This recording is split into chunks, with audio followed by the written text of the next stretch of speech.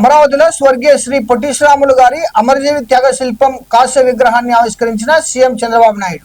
ఈ కార్యక్రమానికి మంత్రి లోకేష్, ఉప ముఖ్యమంత్రి పవన్ కళ్యాణ్ తో పాటు ఇతర మంత్రులు, ప్రజా ప్రతినిధులు హాజరయ్యారు.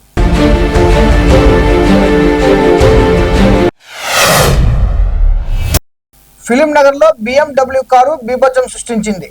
అతివేగంగా వచ్చిన కార్ డివైడర్ ను ఢీకొట్టడంతో ముందు భాగం ధ్వంసమైంది. ఎయిర్ బ్యాగులు తెరుచుకోవడంతో స్వల్ప గాయాలతో బయటపడ్డ కార్ డ్రైవర్.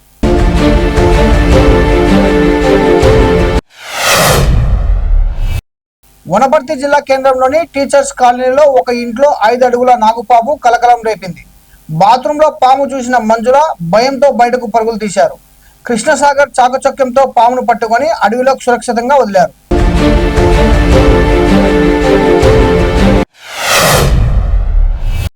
6 గ్యారంటీలు అమలు చేయాలని నిరసిస్తూ నల్ల బ్యాడ్జీలు ధరించి శాసనసభ మండలికి హాజరైన బీఆర్ఎస్ ఎమ్మెల్యేలు, ఎమ్మెల్సీలు.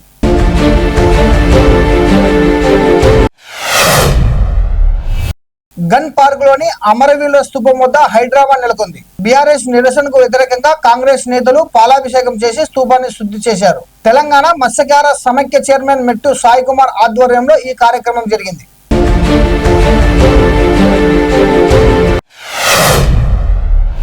గ్యాస్ సిలిండర్ కోసం బారులు తీసిన వినియోగదారులు.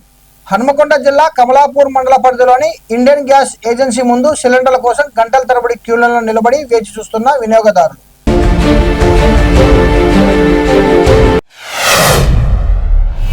హన్మకొండ కలెక్టరేట్ వద్ద యువకుడు హల్చల్ చేశాడు. తమ భూమి వేరే వాళ్లకు అక్రమంగా పట్టా చేశారని కలెక్టరేట్ బిల్డింగ్ ఎక్కి ఆత్మహత్య యత్నం.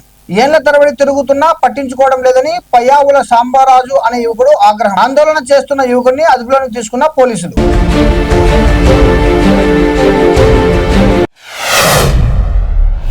యమగనూరు మండలం కె తిమ్మాపురం గ్రామంలో విషాదం. అప్పుల భారంతో అన్నదాత ఆత్మహత్య. వడ్డీ వ్యాపారుల నుంచి ఒత్తిడి పెరగడంతో రైతు బీజీ అశోక్ ఆత్మహత్య. 9.5 లక్షల అప్పు చేసి 4 ఎకరాల్లో పత్తి, మిరప, ఉల్లి సాగు చేసినా నష్టం రావడంతో ఈ దుర్ఘటన చోటు చేసుకుంది.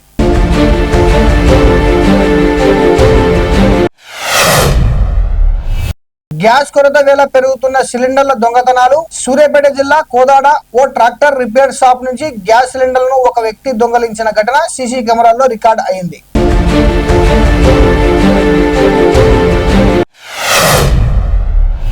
ఒడిశా రాష్ట్రంలోని కటక్ ప్రాంతంలో ఉన్న ఎస్సీబీ మెడికల్ కాలేజీలోని ఆసుపత్రిలో ఉన్న ట్రామా కేర్ సెంటర్ లో అగ్ని ప్రమాదం. ఒక్కసారిగా చెలరేగిన మంటలు. ఘటనలో 10 మంది మృతి చెందగా మరో 11 మంది తీవ్రంగా గాయపడ్డారు.